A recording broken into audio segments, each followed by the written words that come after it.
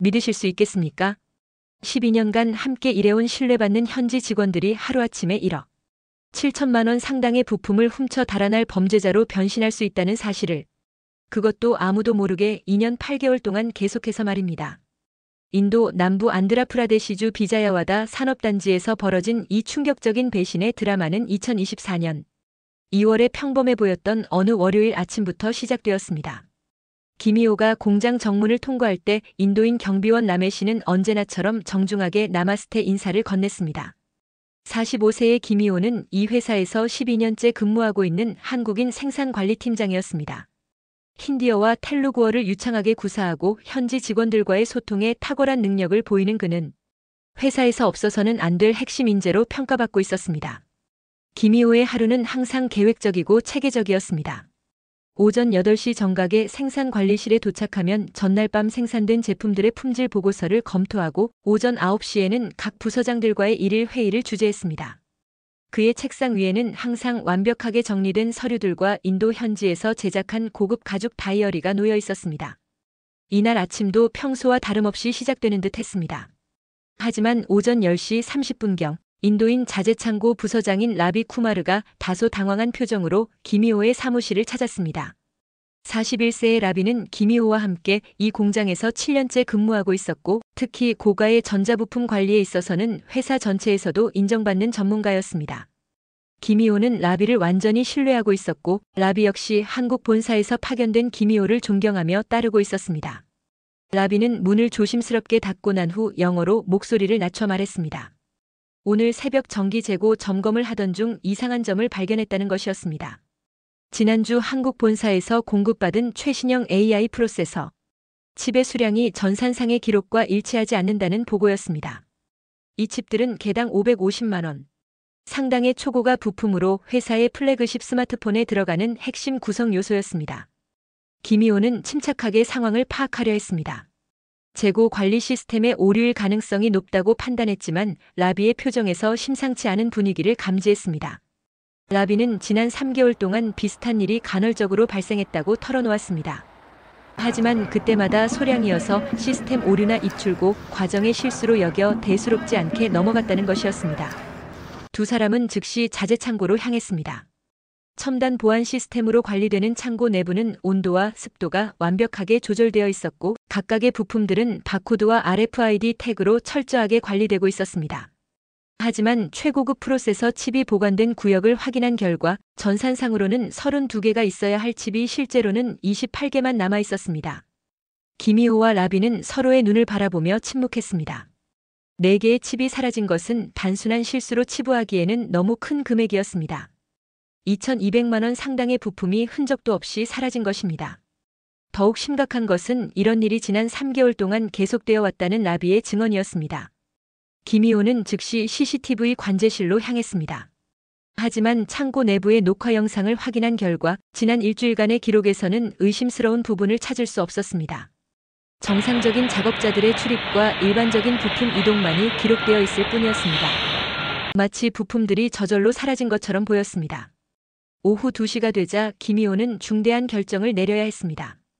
이 문제를 한국 본사에 보고할 것인지 아니면 좀 더 내부적으로 조사를 진행할 것인지 선택해야 했습니다. 12년간 쌓아온 자신의 명성과 회사에서의 위치를 생각하면 성급한 보고는 위험할 수 있었습니다. 더욱이 현지 법인의 관리 책임자로서 이런 일이 발생했다는 것은 자신의 관리 능력에 대한 의문을 불러일으킬 수 있었습니다. 그날 저녁 김희호는 비자야와다 시내의 고급 한식당에서 라비와 만났습니다. 두 사람은 조용한 룸에서 이 문제를 어떻게 처리할 것인지 진지하게 논의했습니다. 밖으로는 인도의 뜨거운 건조한 바람이 불어왔지만 룸 안의 분위기는 차갑고 긴장감이 흘렀습니다. 김희호는 라비에게 창고에 접근할 수 있는 직원들의 명단을 요청했고 라비는 고개를 끄덕이며 내일까지 정리해서 주겠다고 약속했습니다. 하지만 그들은 아직 모르고 있었습니다. 진짜 범인이 바로 눈앞에 앉아 있다는 사실을. 그날 밤 라비 쿠마르는 비자야와다 시내의 자신의 아파트로 돌아와 침실 문을 조용히 잠갔습니다. 벽 뒤편에서는 아내 프리아가 아이들과 함께 텔레비전을 보며 웃고 있는 소리가 들려왔습니다. 하지만 라비의 얼굴에는 웃음기가 전혀 없었습니다.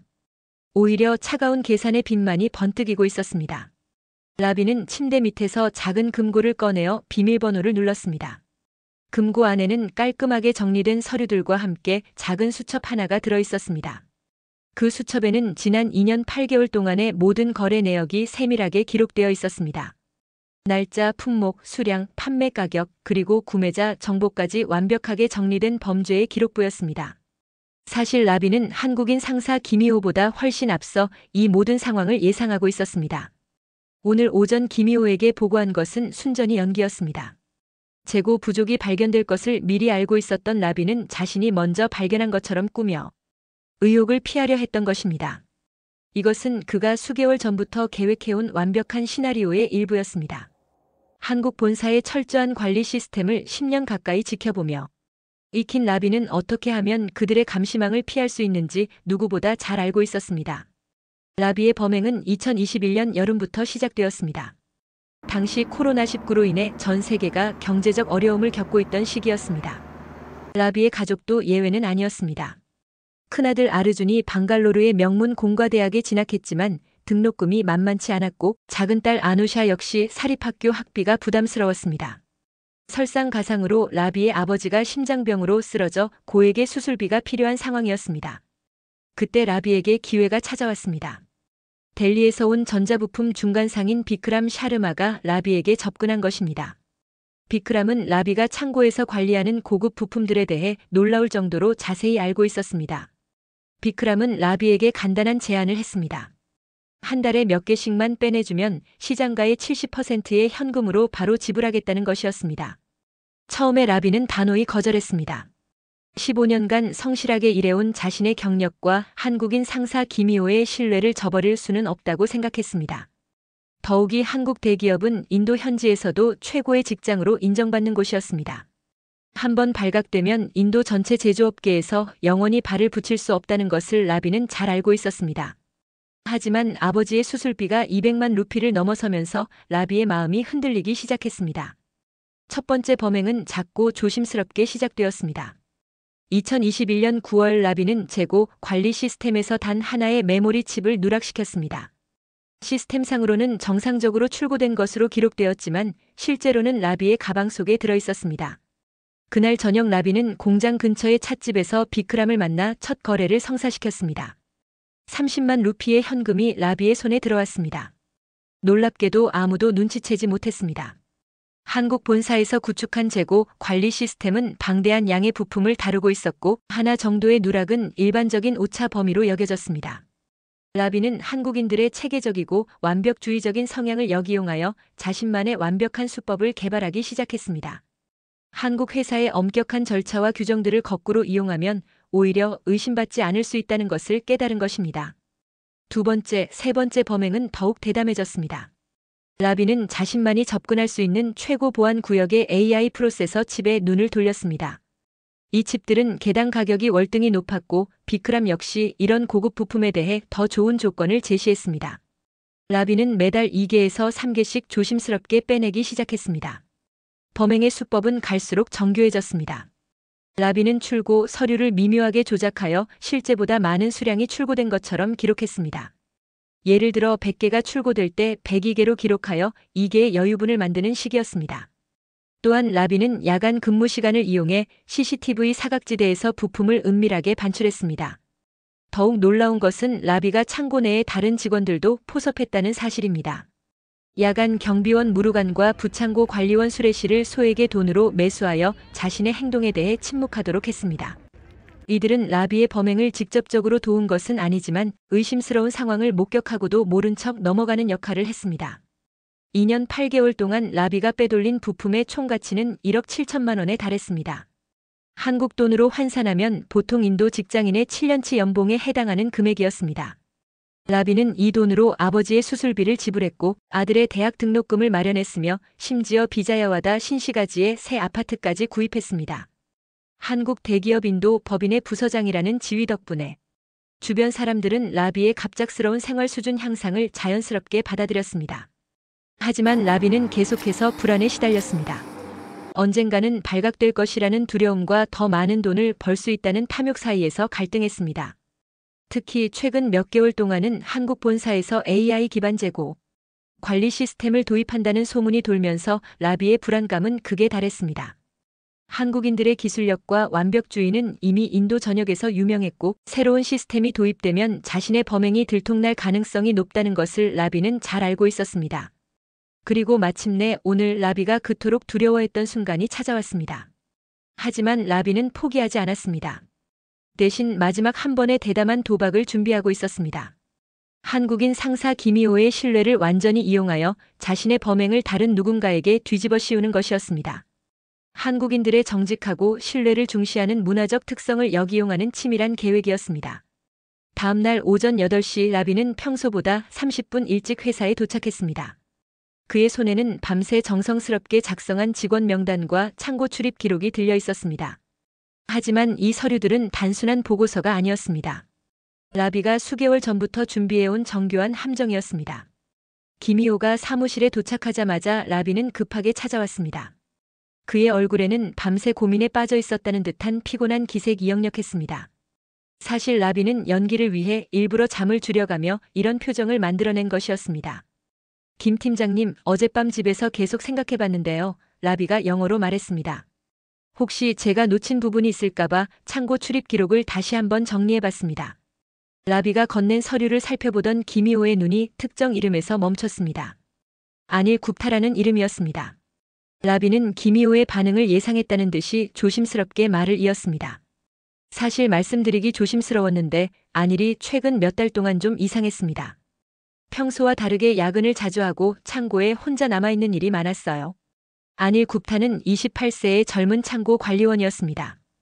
2년 전 대학을 졸업하고 이 한국 회사에 입사한 그는 성실하고 조용한 성격으로 알려져 있었습니다. 하지만 최근 들어 경제적으로 어려움을 겪고 있다는 소문이 돌고 있었습니다. 어머니의 암 치료비 때문에 여러 곳에서 돈을 빌렸다는 이야기였습니다. 라비는 정확히 이 점을 노렸습니다.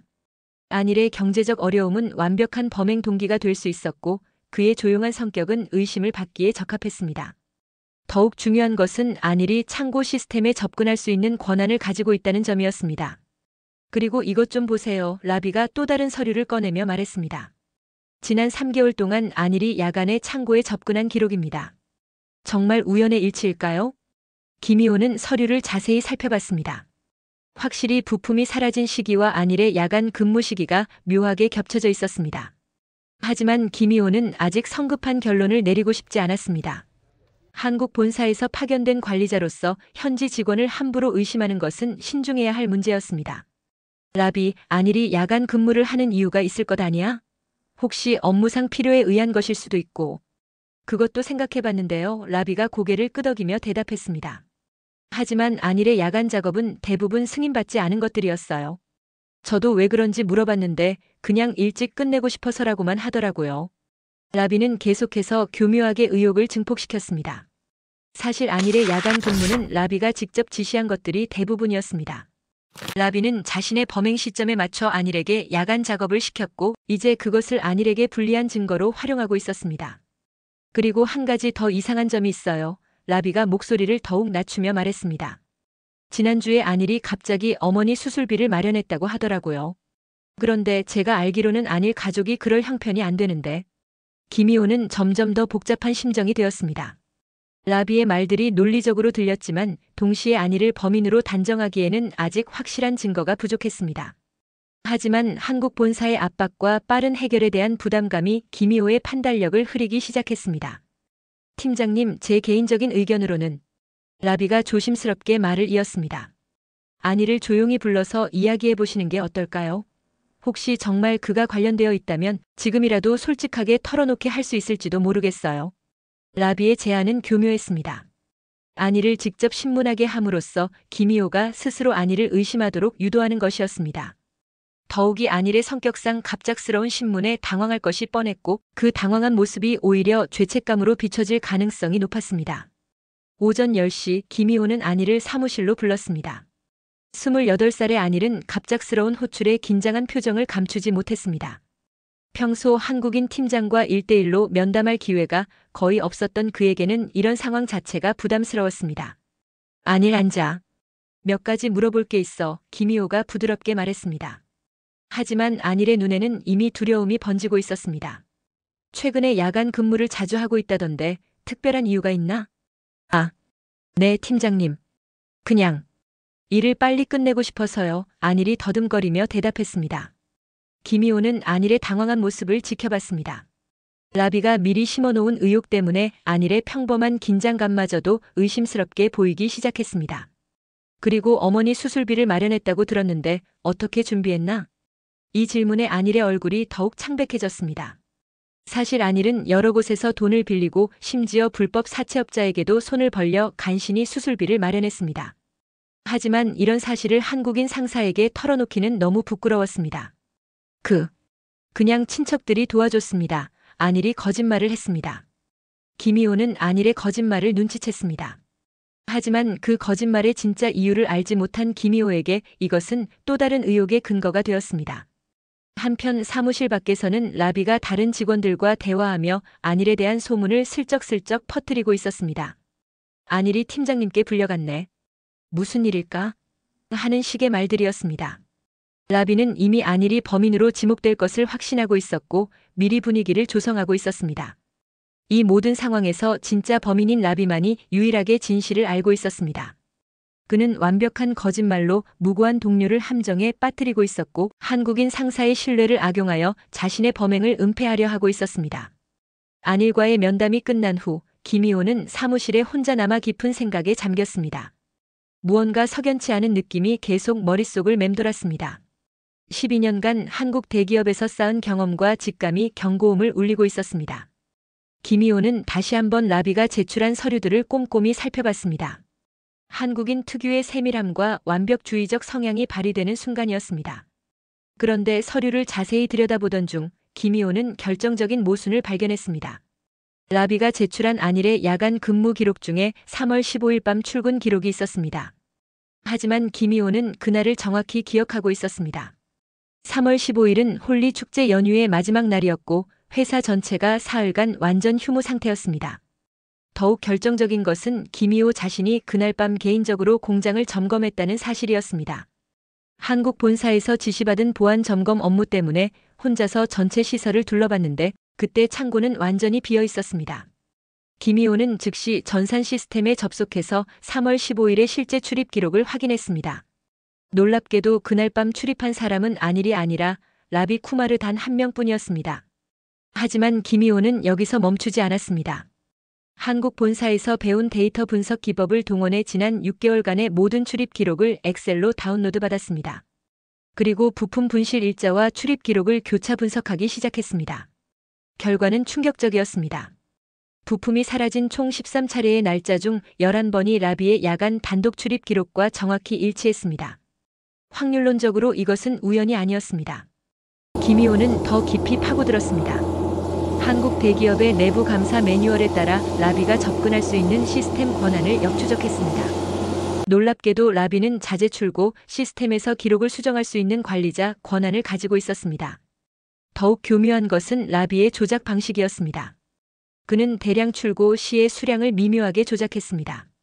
예를 들어 100개가 출고될 때 102개로 기록하여 2개의 여유분을 만드는 식이었습니다. 한두 개 정도의 차이는 일반적인 오차로 여겨져 감사에 걸리지 않는 절묘한 수법이었습니다. 김희호는 한국 본사의 포렌식 분석팀에 연락을 취했습니다. 시스템 로그 분석 결과 라비가 지난 2년간 총 37차례에 걸쳐 출고 기록을 조작한 사실이 밝혀졌습니다. 각각의 조작은 미미했지만 누적되면 1억 7천만 원 상당의 부품이 빠져나갈 수 있는 규모였습니다. 김희호는 물적 증거도 확보했습니다. 창고 내 숨겨진 CCTV 카메라를 통해 라비가 부품을 빼내는 결정적 장면을 포착했습니다. 라비는 자신이 몰랐던 백업 CCTV 시스템의 존재를 간과했던 것입니다. 마지막으로 김희호는 라비의 금융 기록을 추적했습니다. 한국 본사의 컴플라이언스 팀과 협력하여 라비의 계좌 거래 내역을 분석한 결과 부품 분실 시점과 일치하는 거액의 현금 입금 기록들을 발견했습니다. 모든 퍼즐이 맞춰졌습니다. 김희호는 라비를 사무실로 불렀습니다. 라비, 앉아보세요. 몇 가지 확인하고 싶은 것들이 있습니다. 네, 팀장님. 안일 건에 대해서 말씀하시는 건가요? 아니요. 당신에 대한 얘기입니다. 3월 15일 밤 홀리 축제 연휴 중에 당신이 창고에 단독으로 출입한 기록이 있습니다. 그런데 왜 안일이 그날 근무했다고 거짓 보고를 했죠? 라비의 얼굴이 창백해졌습니다. 그리고 지난 6개월간 당신의 시스템 조작 기록이 총 37건 발견되었습니다. 부품 분실 시점과 정확히 일치하는 현금 입금 내역도 확보했고요. 김희호는 책상 위에 프린트된 증거 자료들을 차례로 펼쳐놓았습니다. 숨겨진 CCTV에 당신이 부품을 빼내는 장면도 녹화되어 있습니다. 더 이상 변명할 여지가 없어 보이는데요. 라비는 완전히 무너져 내렸습니다. 한국인 상사의 철저하고 과학적인 수사 방식 앞에서 그의 2년 8개월간의 완벽한 범행이 속수무책으로 드러나고 말았습니다. 팀장님, 제가 모든 걸 자백하겠습니다. 김희호의 체계적이고 논리적인 접근법 그리고 한국 본사의 첨단 시스템을 활용한 과학수사 기법이 마침내 진실을 밝혀낸 순간이었습니다. 라비의 자백이 시작되자 김희호는 조용히 녹음기를 켰습니다. 한국 본사의 법무팀 지시에 따라 모든 진술을 정확히 기록해야 했습니다. 팀장님 정말 죄송합니다.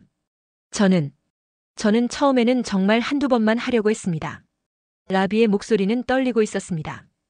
2년 8개월 동안 쌓아온 거짓의 성이 무너져 내리는 순간이었습니다. 2021년 9월에 처음 시작했습니다. 아버지가 심장 수술을 받아야 했는데 200만 루피가 필요했어요. 제 월급으로는 도저히 감당할 수 없는 금액이었습니다. 김희호는 묵묵히 들었습니다. 라비의 상황에 동정심을 느끼면서도 동시에 그가 저지른 배신 행위에 대한 분노도 솟구쳤습니다. 델리에서 온 중간상인 비크람 샤르마가 저에게 접근했습니다. 그는 제가 관리하는 부품들에 대해 놀라울 정도로 자세히 알고 있었어요. 나중에 알고 보니 그는 여러 회사의 내부 협력자들을 두고 있었습니다. 라비는 계속해서 자신의 범행 과정을 털어놓았습니다. 처음에는 단순히 한두 개의 메모리 칩을 빼내는 것으로 시작했지만 점차 고가의 AI 프로세서 칩으로 목표를 바꿨다고 했습니다. 시스템 조작은 생각보다 쉬웠습니다. 저는 관리자 권한을 가지고 있었고 대량 출고 때 수량을 살짝 조작하면 아무도 눈치채지 못했어요. 100개 출고할 때 102개로 기록하는 식이었죠. 김희호는 라비의 치밀함에 놀랐습니다. 단순한 절도가 아니라 정교한 사기 행위였던 것입니다. 야간 경비원 무르간과 부창고 관리원 수레씨에게도 매달 10만 루피씩 주면서 침묵을 샀습니다. 직접 도와달라고 한 건 아니지만 제가 야간에 혼자 있어도 신경 쓰지 말라고 했어요. 라비는 총 32개의 AI 프로세서 칩을 빼돌렸다고 자백했습니다. 개당 550만 원씩 계산하면 1억 7,600만 원에 달하는 금액이었습니다. 비크람은 시장가의 70%인 약 12억 3천만 원을 라비에게 지급했습니다. 그 돈으로 아버지 수술비를 지불했고 큰아들 아르준의 방갈로르 공과대학 등록금을 마련했습니다. 그리고 비자야와다 신시가지에 새 아파트도 샀어요. 가족들은 제가 승진해서 보너스를 많이 받았다고 생각했습니다. 김희호는 라비가 안일을 희생양으로 만들려 했던 부분에 대해서도 추궁했습니다. 안일을 의심하게 만든 것은 정말 죄송합니다. 저는 너무 두려웠어요. 한국 본사에서 새로운 AI 재고 시스템을 도입한다는 소식을 들었을 때 제 범행이 곧 발각될 것 같았습니다. 라비는 안일의 경제적 어려움을 이용해 그를 범인으로 만들려 했다고 시인했습니다. 출입 기록을 조작하고 가짜 증거를 만들어 김희호에게 제출했던 것입니다. 정말 비겁한 짓이었습니다. 안일은 아무 잘못이 없는데 저는 정말 나쁜 사람입니다. 김희호는 라비에게 마지막 질문을 던졌습니다. 비크람 샤르마의 연락처와 거래 장소를 모두 알려주세요. 그리고 아직 판매하지 않은 부품이 있다면 위치도 말해주세요. 라비는 모든 정보를 제공했습니다. 자신의 집 침실 금고에 아직 팔지 않은 프로세서 칩 3개가 남아있다고 했습니다. 비크람의 휴대폰 번호와 델리 사무실 주소 그리고 주요 거래처들의 정보도 모두 털어놓았습니다. 1시간 남짓한 자백이 끝나자 라비는 완전히 기진맥진해 보였습니다.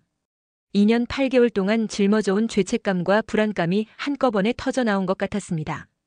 김희호는 즉시 한국 본사와 인도 현지 경찰에 연락을 취했습니다. 라비는 회사에서 즉시 해고되었고 경찰 수사가 본격적으로 시작되었습니다.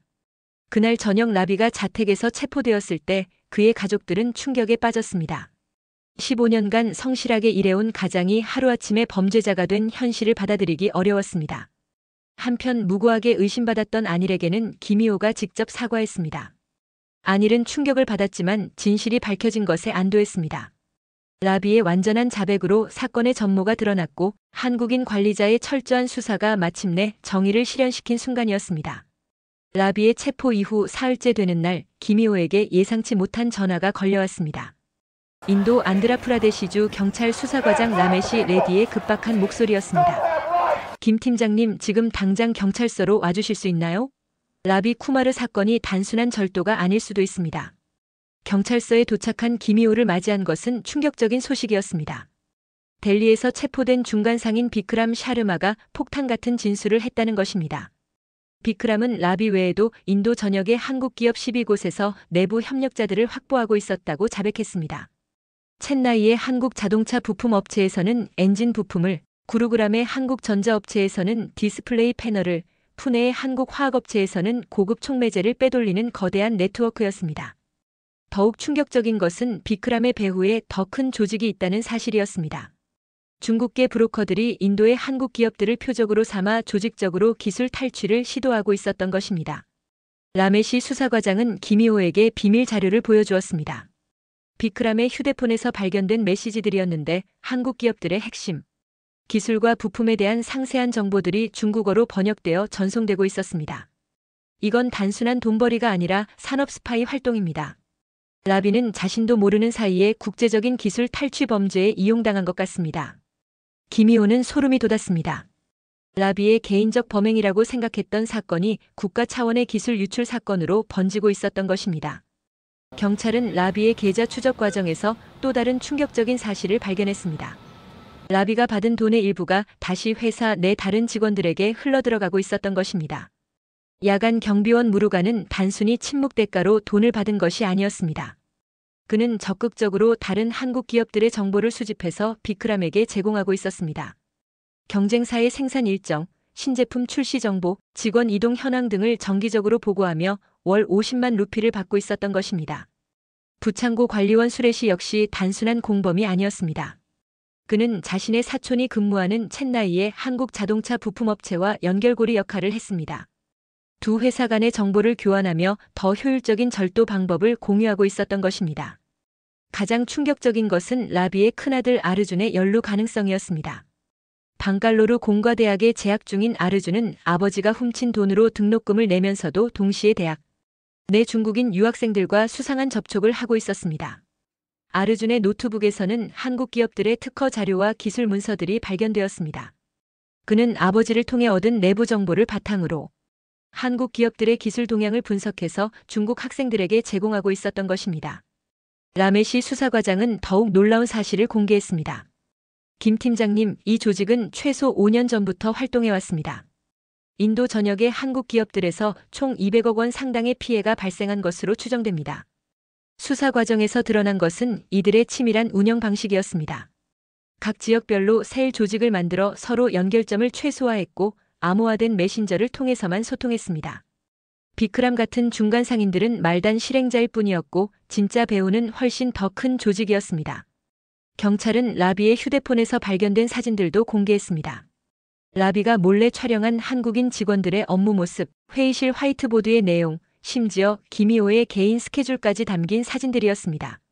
라비는 단순히 부품만 훔친 것이 아니라 회사의 모든 내부 정보를 체계적으로 수집하고 있었던 것입니다. 한국인 상사들의 출장 일정, 본사와의 화상회의 내용, 신제품 개발 계획 등이 모두 외부로 유출되고 있었습니다. 김희호는 자신이 얼마나 위험한 상황에 노출되어 있었는지 깨달았습니다. 믿었던 부하 직원이 사실은 자신의 모든 일거수일투족을 감시하고 있었던 것입니다. 가장 소름 끼치는 것은 라비가 작성한 일기장이었습니다. 그 안에는 김희호를 비롯한 한국인 직원들의 개인적 취향, 가족 상황, 심지어 한국에 있는 가족들의 정보까지 상세히 기록되어 있었습니다. 이 사건은 더 이상 단순한 기업 내부 절도 사건이 아니었습니다. 국제적인 산업 스파이 네트워크에 의한 체계적인 한국 기업 표적 공격이었던 것입니다. 사건이 국제적 산업 스파이 사건으로 확대되자 한국 본사의 반응은 신속하고 강력했습니다. 이틀 만에 국가정보원과 산업통상자원부 합동수사팀이 인도로 파견되었고 김희호는 갑자기 이 거대한 작전의 핵심 인물이 되었습니다. 한국 정부 수사팀을 이끄는 국정원의 박성호 팀장은 김희호에게 충격적인 제안을 했습니다. 김 팀장님, 우리는 이 조직을 완전히 해체해야 합니다. 당신이 미끼가 되어주시겠습니까? 박 팀장의 계획은 대담했습니다. 김희호가 라비의 자리에 새로운 인도인 관리자를 임명하는 척하면서 그 과정에서 스파이 조직이 접근하도록 유도하는 것이었습니다. 한국 기업의 내부 정보에 목마른 이들이 반드시 새로운 협력자를 물색할 것이라는 계산이었습니다. 작전명은 거미줄 작전이었습니다. 김희호는 평소와 다름없이 회사에 출근하면서도 몰래 국정원 요원들과 협력하여 함정을 설치하기 시작했습니다. 먼저 김희호는 의도적으로 새로운 인도인 부서장 후보들을 면접 보는 과정을 공개했습니다. 그 중에는 국정원에서 파견한 위장 요원 정민수가 라제시 쿠마르라는 가명으로 포함되어 있었습니다. 정민수는 완벽한 인도인으로 위장했습니다. 유창한 힌디어와 텔루구어, 그리고 10년간 인도에서 생활한 경험을 바탕으로 현지인과 구별이 불가능했습니다. 그는 일부러 경제적 어려움을 겪고 있다는 설정을 만들어 스파이 조직의 접근을 유도했습니다. 과연 이틀 만에 접촉이 시작되었습니다. 비크람 샤르마를 대신한 새로운 중간상인 아쇼크 굽타가 정민수에게 접근한 것입니다. 아쇼크는 라비 사건 이후 조직이 새로운 내부 협력자를 찾고 있다며 정민수를 회유하기 시작했습니다. 정민수는 능숙하게 관심 있는 척하면서 조직의 내부 정보를 수집했습니다. 아쇼크는 조직의 규모와 운영 방식에 대해 놀라운 정보들을 털어놓았습니다. 전국에 40여 명의 협력자가 있고 매달 수십억 원 상당의 기술 정보와 부품들이 중국으로 유출되고 있다는 것이었습니다. 더욱 충격적인 것은 이들이 단순히 기존 기술을 훔치는 것을 넘어서 한국 기업들의 미래 전략까지 미리 파악하여 중국 기업들이 선제적으로 대응할 수 있도록 돕고 있다는 사실이었습니다. 아쇼크는 정민수에게 구체적인 임무를 제시했습니다. 한국 본사에서 개발 중인 차세대 AI 칩의 설계도를 구해달라는 것이었습니다. 성공하면 10억 원을 지급하겠다고 제안했습니다. 정민수는 이 정보를 즉시 김희호와 수사팀에 보고했습니다. 한국 본사에서는 가짜 설계도를 만들어 함정을 더욱 정교하게 설계했습니다. 한편 김희호는 또 다른 충격적인 사실을 발견했습니다. 라비의 컴퓨터에서 복구된 데이터를 분석하던 중 자신의 개인 이메일 계정이 해킹당했다는 증거를 찾아낸 것입니다. 라비는 키로거 프로그램을 사용해서 김희호의 모든 패스워드를 탈취했고 김희호가 한국 본사와 주고받은 기밀 메일들을 모두 복사해서 외부로 유출시키고 있었습니다. 심지어 김희호의 개인적인 가족 사진들까지 해킹해서 중국 조직에 넘겼습니다. 김희호는 소름이 돋았습니다. 지난 2년간 자신의 모든 사생활과 업무가 적나라하게 노출되어 있었던 것입니다. 한국에 있는 아내와 아이들의 일상, 주말 활동, 심지어 아이들 학교 정보까지 모두 스파이 조직의 손에 들어가 있었습니다. 수사팀은 김희호의 가족 보호를 위해 즉시 경호 조치를 취했습니다. 이 조직이 단순한 산업 스파이가 아니라 필요시 협박과 회유를 위해 가족까지 위협할 수 있는 위험한 집단이라는 것이 확인되었기 때문입니다. 정민수의 위장 잠입 작전은 계속 진행되었습니다. 아쇼크는 정민수를 조직의 핵심 멤버들과 연결시켜 주었고 정민수는 점차 조직 내부 깊숙이 침투할 수 있었습니다.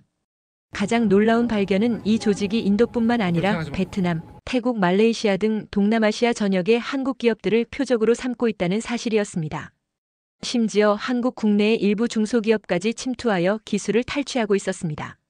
조직의 최종 목표는 한국의 반도체와 2차 전지 기술을 완전히 중국으로 이전시키는 것이었습니다. 이를 위해 체계적으로 한국 기업의 핵심 인재들을 매수하거나 협박하여 협력자로 만들고 있었던 것입니다. 김희호는 자신이 발견한 단순한 부품 절도 사건이 국가 간 기술 패권 전쟁의 최전선이었다는 것을 깨달았습니다. 그리고 이제 그는 더 이상 피해자가 아니라 반격의 핵심 인물이 되어 있었습니다. 수사팀은 마침내 결정적 증거를 확보했습니다.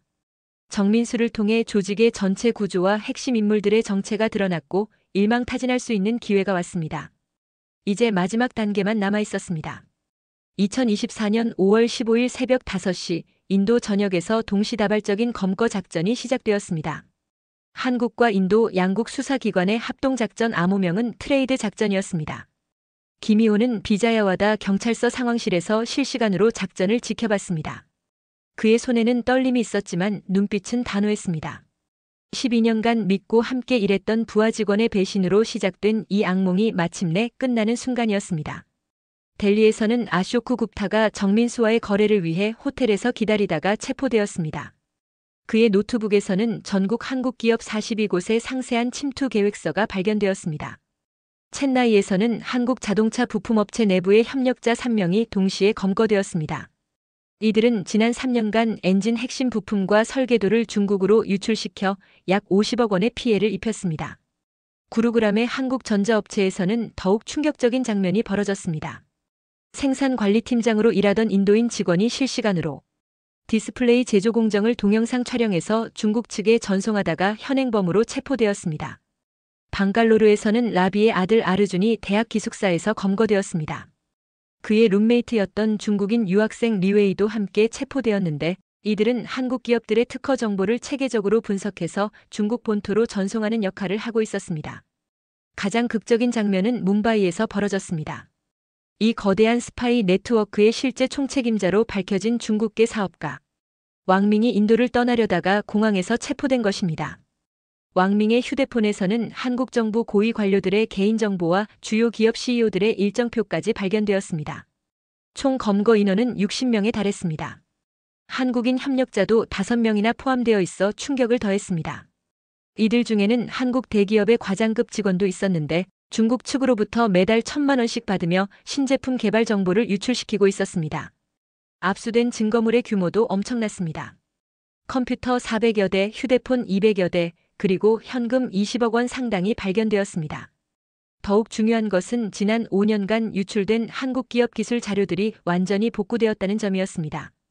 김희호는 작전 성공 소식을 들으며 복잡한 감정에 빠졌습니다. 기쁨과 동시에 라비와 그 가족들에 대한 안타까움도 느꼈습니다. 특히 라비의 아내 프리아가 남편과 아들의 체포 소식을 듣고 실신했다는 소식에 마음이 무거웠습니다. 라비는 최종 조사에서 자신이 거대한 스파이 조직의 일원이었다는 사실을 전혀 몰랐다고 진술했습니다. 단순히 돈이 필요해서 부품을 훔쳤을 뿐인데 어느새 국제적인 범죄 조직에 깊숙이 연루되어 있었던 것입니다. 아쇼크의 진술에 따르면 라비 같은 말단 협력자들은 대부분 자신들이 하는 일의 진짜 의미를 모르고 있었습니다. 조직은 의도적으로 각 단계를 분리하여 전체 그림을 볼 수 없게 만들었던 것입니다. 한국 정부는 이번 사건을 계기로 해외 진출 기업들의 보안 시스템을 전면적으로 강화하기로 결정했습니다. 특히 핵심 기술을 다루는 현지 직원들에 대한 신원 조회와 정기적인 보안 교육을 의무화했습니다. 김희호는 이번 사건의 공로를 인정받아 한국 본사로 승진 전보되었습니다. 하지만 그는 마지막까지 인도 법인 직원들을 걱정했습니다. 특히 무고하게 의심받았던 안일에게는 개인적으로 장학금을 지원하기로 약속했습니다. 라비에게는 국가보안법 위반과 산업기밀 유출 혐의로 무기징역이 선고되었습니다. 단순한 절도로 시작된 일이 국가 안보를 위협하는 중대한 범죄로 판명되면서 법원은 최고형을 선택했습니다. 그의 아들 아르준은 미성년자라는 점을 고려하여 집행유예를 받았지만 앞으로 10년간 한국 입국이 금지되었습니다. 가장 무거운 처벌을 받은 것은 총책임자 왕밍이었습니다. 그에게는 무기징역이 선고되었고 중국 정부는 이번 사건과의 연관성을 강력히 부인했습니다. 사건이 마무리된 후 김희호는 비자야와다 공장을 마지막으로 둘러봤습니다. 이곳에서 보낸 12년이 주마등처럼 스쳐 지나갔습니다. 특히 라비와 함께 야근하며 품질 개선을 논의했던 회의실에서는 발걸음이 쉽게 떨어지지 않았습니다. 공항으로 향하는 차 안에서 김희호는 아내에게 전화를 걸었습니다. 여보, 이제 집에 갑니다. 정말 긴 악몽이었어요. 아내의 목소리에서 안도감이 묻어났습니다. 지난 몇 달간 남편의 신변을 걱정하며 보낸 불안한 나날들이 마침내 끝난 것입니다. 김희호는 창밖으로 펼쳐진 인도의 풍경을 바라보며 생각했습니다. 단순한 부품 절도 사건 하나가 국가 간 기술, 전쟁의 실체를 드러내는 계기가 되었다는 것이 여전히 믿기지 않았습니다. 하지만 그는 확신했습니다. 자신이 보여준 한국인다운 끈질김과 정확성, 그리고 정의에 대한 신념이 결국 진실을 밝혀냈다는 것을, 그리고 이것이 해외에서 일하는 모든 한국인들이 가져야 할 자세라는 것을. 인천공항에 도착한 김희호를 맞이한 것은 가족들의 따뜻한 포옹이었습니다. 길고 험난했던 진실 추적의 여정이 마침내 완전히 끝나는 순간이었습니다.